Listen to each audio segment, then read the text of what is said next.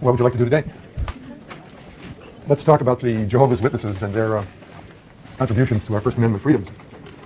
You might think that Jehovah's Witnesses would be enforcing the religious clauses of the First Amendment, fighting the establishment of more mainstream religions as the official religion, and certainly trying to guarantee their own freedom of worship under the Free Exercise Clause of the First Amendment. But in fact, the contributions made by the Jehovah's Witnesses have been to enhance the freedom of speech of all of us.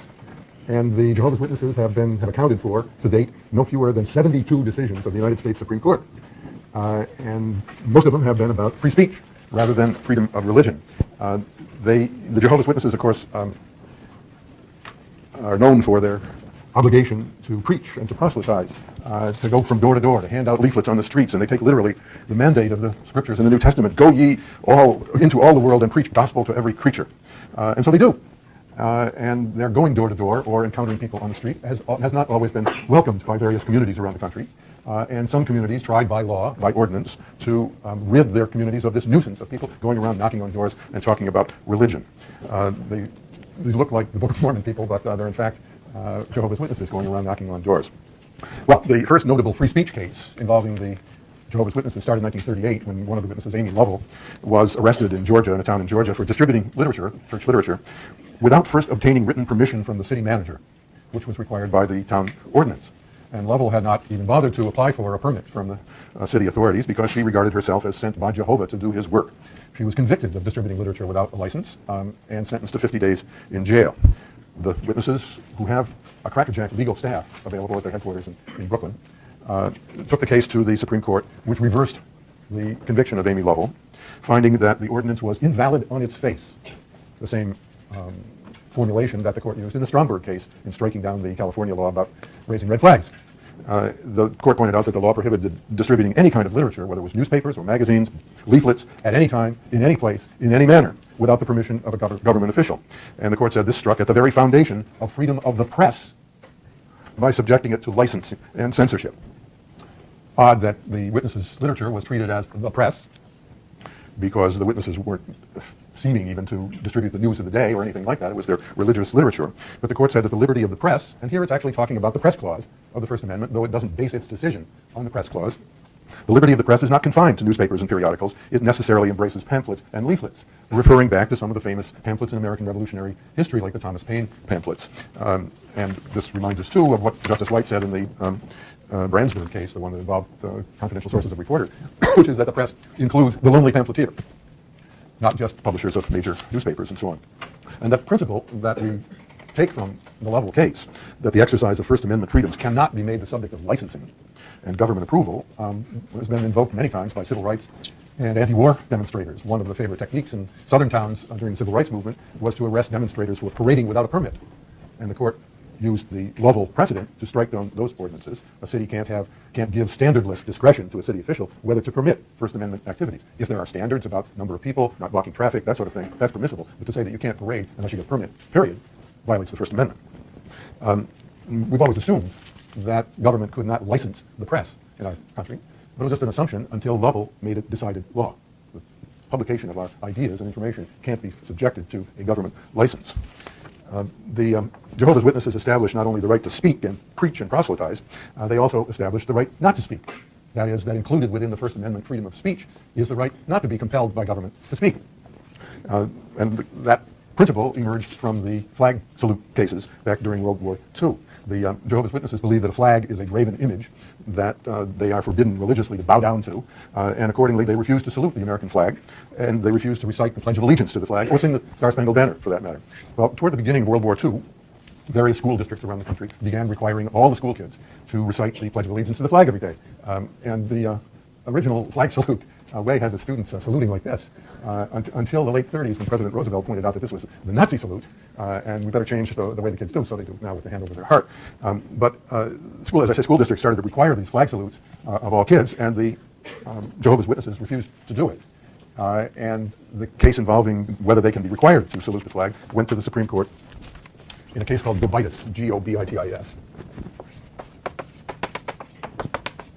in which the court held that requiring students to recite the Pledge of Allegiance 8 to 1, they decided that it was an obligation of citizenship and that the Jehovah's Witnesses couldn't be exempt from it. The compulsory pledge was constitutional. The opinion in the case was written by Justice Felix Frankfurter, who was a really famous Supreme Court justice. He had been a professor at Harvard Law School for many years. He was a confidant of President Roosevelt. He was appointed to the court by President Roosevelt. And he was a very scholarly justice and a judicial conservative in the sense that he, not politically conservative, he was politically a liberal Democrat, but judicially conservative in that he really believed in judicial restraint. And in his opinion in Gobitis, he emphasized the limited nature of the judicial role, that he didn't want the court to become what he called the school board for the country, and decided that it was permissible for school districts to require the flag salute in order to promote national unity, which helps improve national security, he reasoned. Well, the result of the Gobitis decision was sort of open season on the Jehovah's Witnesses. There were attacks on them and their places of worship. The Kingdom Halls, they're called. Eleanor Roosevelt, the First Lady, called for calm and please leave them alone. And newspapers condemned the Gobitis decision as wrongly decided. And then in another case following Gobitis, 3 of the justices who had voted in favor of the flag salute ban, including Justices Black and Douglas, the First Amendment absolutists, and another Justice Murphy, announced in a dissent that they thought that the Gobitis decision was wrongly decided.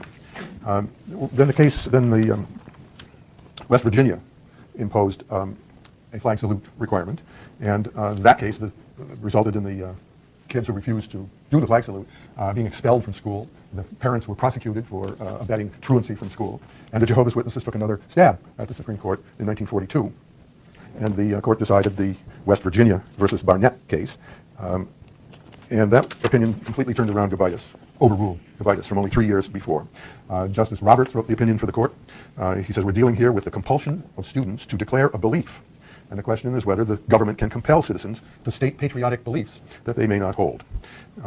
And Justice Roberts' opinion was really an eloquent statement of individual freedom against government coerced speech. He rejected the argument that the flag salute promoted national unity. Said national unity unquestionably is an end that officials may foster by persuasion or example, but they can't do so by coercion. He says the lesson of every such effort to coerce national unity, from the Roman drive to stamp out Christianity as a disturber of its pagan unity, to the Inquisition as a means to religious and dynastic unity, the Siberian exiles as a means to Russian unity, down to the fast-failing efforts of our present totalitarian enemies, the Nazis. Those who begin coercive elimination of dissent soon find themselves exterminating dissenters. Compulsory unification of opinion achieves only the unanimity of the graveyard. This is stirring stuff. And he ends up the opinion with this. This principle can be applied in a lot of places. If there is any fixed star in our constitutional constellation, it is that no official, high or petty, can prescribe what shall be orthodox in politics, nationalism, religion, or other matters of opinion, or force citizens to confess by word or act their faith in this orthodox position.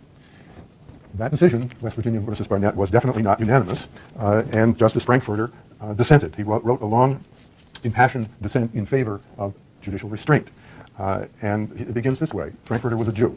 It begins this way. One who belongs to the most vilified and persecuted minority in history is not likely to be insensible to the freedoms guaranteed by the Constitution. Were my purely personal attitude relevant, I should wholeheartedly associate myself with the general libertarian views in the court's opinion, representing as they do the thought and action of a lifetime. But as judges, we are neither Jew nor Gentile, neither Catholic nor agnostic. We owe equal attachment to the Constitution, and we're bound by our judicial obligations. The duty of a judge, it's a classic statement of judicial restraint, is to put aside one's own opinion about the wisdom or the evil of a law. That has to be excluded altogether when one is doing one's duty on the bench. Most unwillingly, therefore, I must differ from my brethren. This is the way they used to talk about their brothers on the court when they were all brothers. I differ from my brethren with regard to legislation like this. I cannot bring to my mind to believe that the liberty secured by the Due Process Clause gives this court authority to deny to the state of West Virginia a legitimate legislative end, the promotion of good citizenship. The opinion by Frankfurter is basically hands-off, but beyond the judicial restraint points, he reasoned that he points out that never before, according to Frankfurter, this Jehovah's Witnesses case, has the court, quote, overruled decisions so as to restrict the powers of democratic government. Exercising judicial review, the court once again overrules majority will, and in doing so overruled a case that enhanced majoritarian sentiment in favor of a minority. And he cautioned against being preoccupied with the questions of constitutionality of laws, saying constitutionality is not synonymous with wisdom. Courts have to accept unwise laws, and including laws that restrict speech, and recognize that much of what offends a free-spirited society is constitutional. So instead of looking to the Constitution and the courts all the time, we ought to look to the convictions and habits and actions of a community to guard against the temptations to fetter the human spirit. This is beautiful language. It's highly principled. It may be persuasive to you, but in my view, it's wrong. The reasoning puts the rights of free speech and the rights of minorities at the mercy of the majority. And if the court fails to exercise judicial review and declare unconstitutional restrictions on speech and on minority rights and so on, saying, well, it's not really our purview, we really should allow the democratic will to take effect, that means not necessarily the end of free speech, but it puts free speech at the mercy of majoritarian sentiment. And we don't need a First Amendment to protect the president's press releases or anything else that appeals to a majority of people. It's only the dissident speech, the unpopular speech, that needs First Amendment protection. Frankfurter's reasoning would have put that at peril. Then also on the sort of variation on the theme of the right not to speak, not to be compelled to speak, to recite the Pledge of Allegiance, came up in a more recent Jehovah's Witness case, not recent to right now, but more recent than the World War II ones. New Hampshire's license plates say, live free or die. And a Jehovah's Witness objected to having to put that on his car because it violated his religious scruples. George Woolley was the man who objected to being coerced by the state into advertising a slogan that he found morally, ethically, religiously, and politically abhorrent. So what George Woolley did was he got a roll of duct tape and he put duct tape over the live free or die slogan on his license plates, whereupon he was arrested for not having a properly licensed automobile, convicted of a misdemeanor, and the Jehovah's Witnesses took his case to the Supreme Court, one of the 72 that the witnesses had done. In the Supreme Court, Chief Justice Berger, no big First Amendment hero, wrote the opinion, and he referred back to the witnesses' World War II flag salute case, the Barnett case, the West Virginia case, and he says, once again, we're faced with a state measure that forces an individual, as part of his daily life, indeed constantly while his automobile is in public view, to be an instrument for fostering public adherence to an ideological point of view that he finds unacceptable. The court struck down the license plate requirement as violating the witness's freedom of speech, the right to refrain from speaking. Justice Berger said the freedom of thought protected by the First Amendment includes both the right to speak freely and the right to refrain from speaking at all. And forcing the citizen to be a mobile billboard for the state's ideological message invades the sphere of intellect and spirit, which it is the purpose of the First Amendment to reserve from all official control.